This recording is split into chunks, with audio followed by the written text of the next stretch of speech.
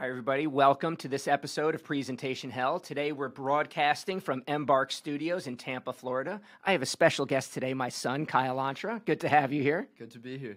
So what brings you down to Tampa today? Well, honestly, I'm a city boy. I love Manhattan, but I need to get out. I need to see Tampa. I can't do the cold weather.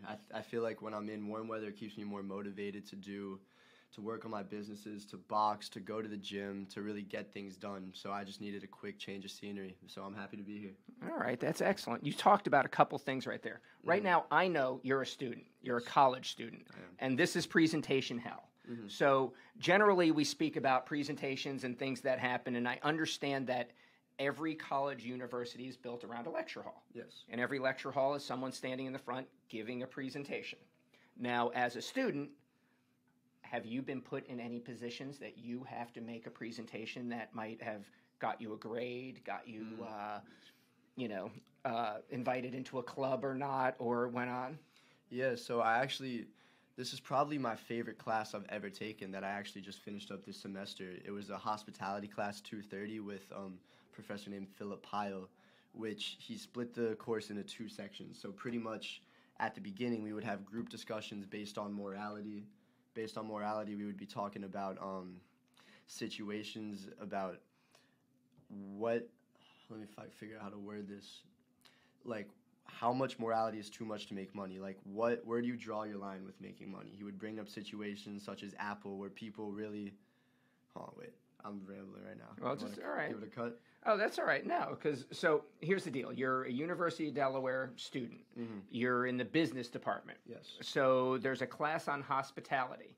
Now, it seems like the class is on morality, not hospitality. Well, no, it was split from what you said. It was split into two sections. I just kind of botched the first one. So pretty much what I could say is, we had debates in the first half, and then the second half of the class turned into presentations, and we talked about future goals, where we see yourself in 1, 5, and 10 years, how we see our ideal life going. So they asked you to present where you see your future and where you're going. Exactly. We had 6 different speeches, and that was probably my favorite one.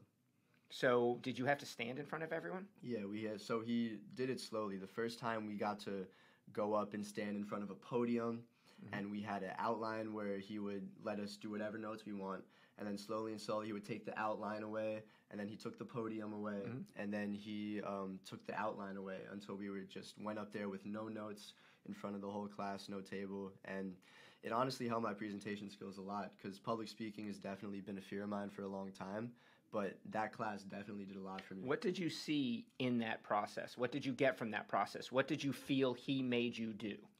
Well, I think it was very good because he made me talk about myself, which made the presentation a lot easier. But I think the whole process of what he was doing by slowly ripping off the Band-Aid and one step at a time making the presentation harder and harder really helped me just understand that public speaking is just a muscle that needs to be worked, and it's really not that big of a deal. And On a granular level, he was taking an external presentation and bringing it internalized. Exactly. Meaning it's coming from inside of you as opposed to your support network that goes there. And when you do that, you're much more genuine, you're open, and you're more of an expert, because if you don't know what you're talking about, it becomes very clear, and it makes you be an expert in whatever you're saying. So what he did, I totally agree with that. That works out pretty well. Absolutely. I had another class last semester where we had to do a presentation on someone else's business, where we did a little project for them, and obviously it was like fine. I knew a lot about the topic because I did it, but I felt like when I was really speaking for myself, because I was an expert on myself, it was much easier to just speak. So what was the goal? Like the goal for the audience? Like, were you trying to educate people? Were you trying to convince people? Were you trying to... What was the goal of the speaking engagement? Because when you stand in front of someone, it's generally to educate, to convince, to sell, to entertain. Well, our teacher told us at the beginning that his whole goal with his course was to help increase our confidence with public speaking and just confidence in general. And I think that was the biggest goal of it, because we weren't really educating anyone else. I mean, we were talking about ourselves, educating our audience, the rest of the class, about ourselves and what we do. But that, I mean, after seeing 25 different presentations of facts from 25 people, I'm sure they didn't remember all of it. I think the main goal was to just help kids in the class, be better at public speaking, and I think it helped a lot. Well, that school, that shit's boring. Yeah. Right? Very. You're in college. Yes. Have you made a presentation to a lady for a date or to go out and do anything like that? Now that's a valuable place of presentation, right? I would never make a presentation for a lady for a date. But you do that. If you walk up and say, "Hey, let's go get coffee." If you say and whatever it is, if you walk into a new group and say, "Wow, I want to come work with you," that's a presentation, right? That's a good point. When you think of it that way. The biggest presentations of people's lives, or men mostly, is when they drop to a knee and make a presentation. If you F that up, you might throw away everything. Agreed. Basically, we're here to elevate presentations, whether you're in the boardroom or in the bedroom. Mm-hmm. And a bad presentation will make you fail in either one of them. And quite frankly, I don't know, people don't want to do that in those areas. 100%. You have to know how to sell yourself, or no one's going to believe in you if you don't believe in yourself. Where does that come from? It comes from an inner confidence in yourself. You have to trust yourself. So, for example, this is a big philosophy I live by. When I say I'm going to do something, and you've taught me a lot about this, you've helped me really grasp this concept of being a man of my word, is just whenever I say I'm going to do something, I have to do it, no matter what it is. If I say I'm going to do 500 push-ups right now, I'm going to do 500 push-ups right now because I said it. And it's not about doing 500 push-ups, it's worthless, but confidence comes from trusting yourself. If you know you're going to follow up on what you're going to say, you're going to be confident in yourself because you trust yourself. If you keep talking out of your ass and saying stuff that you know you're not actually going to do, that you don't believe you can accomplish, then of course you're not going to be confident in yourself because you're lying.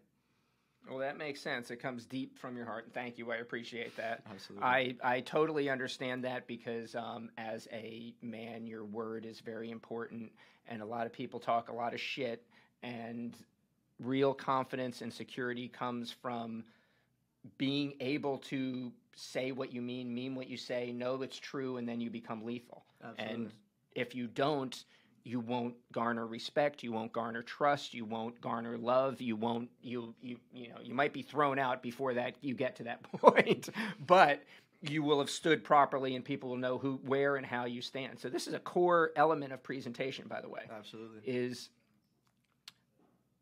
saying who you are, how you say it. Mm-hmm. And I think you said it very well that way. I'm going to put it into a slightly different sense. It makes me feel like it's about your confidence, your convictions, your understanding of who you are so that you can stand on your own 2 feet and be that. And you don't have to lie or deceive or map up after yourself, but you actually... You're forthright, so therefore you might not be loved at the time, but you will be trusted. Absolutely, but I think there's 2 parts to it because everyone can be honest about what they do and everyone can open up to people about their life, but you have to be proud of what you do too. Oh, yes. So for me personally, like, for example, obviously I've been boxing for around 2 years now. It's it's really fun to tell people I'm a boxer because they have a reaction. It's not something you really hear from the average person a lot. So for me, there's a lot of reasons I'm confident, but one of the main reasons is because, yes, I'm honest to people about what I do and how I do it, and I know I'm a man of my word, but I'm also proud to tell them what I do and what I've done and what I'm going to do because it just looks good on my part. So basically after COVID, you started boxing. Yes. That kind of made the discipline factor. That it was something that happened there. It got me very, very serious about it because there just wasn't much else to do. Yeah, all you could do is look in the mirror and say, who are you? And if you keep doing that long enough, you're going to have to answer that question. And no, that's totally appreciated. Did pretty well. So that was a lively discussion here that we've had. Anything else you want to touch? I was going to ask something about boxing. I understand that going to school, you've started boxing, you've taken it up, you've liked it, but you've actually started a campus organization that meets regularly, that has a mission, a direction. Tell me a moment or two. What about it? Yeah, How did you do that? When I first got to my school, I actually wanted to join. I was looking around everywhere for like a boxing club, like a group of fighters that would just go around and fight together, talk about fighting strategies, all make each other better.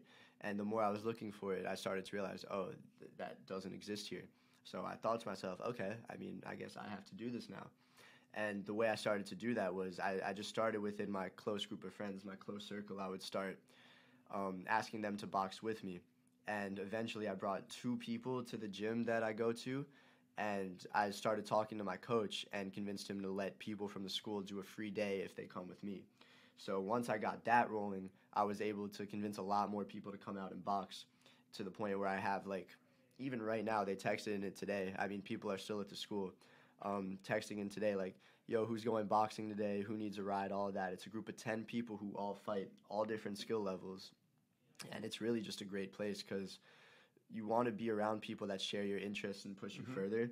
And I feel like there's no better example of someone who's ambitious and someone who's like a legit man than a fighter, because that's one of the hardest things you could do. When you step in the ring and you understand that the other person is allowed to punch you as hard as they want, you could get hurt. You got a good point. A lot can go wrong. You really have to be accountable. It takes a certain mindset to step in that ring. So I'll respect anybody who does it. And those are the type of people I like to be around. And then once I got 10 people, I just went to the school and said, hey, I have this group already. I want to start it. We all do this. No work for you guys. I already did everything. Can we just get it registered? They're like, sure. Okay. Damn, that's fucking off the meter. Off the meter. All right, guys. Thank you very much. Thank you for coming out here. Give me a hug if you will. This is fucking awesome. And thank you for coming out to and listening to Presentation Hell here today. We're broadcasting from Embark Collective here in Tampa, Florida. Absolutely.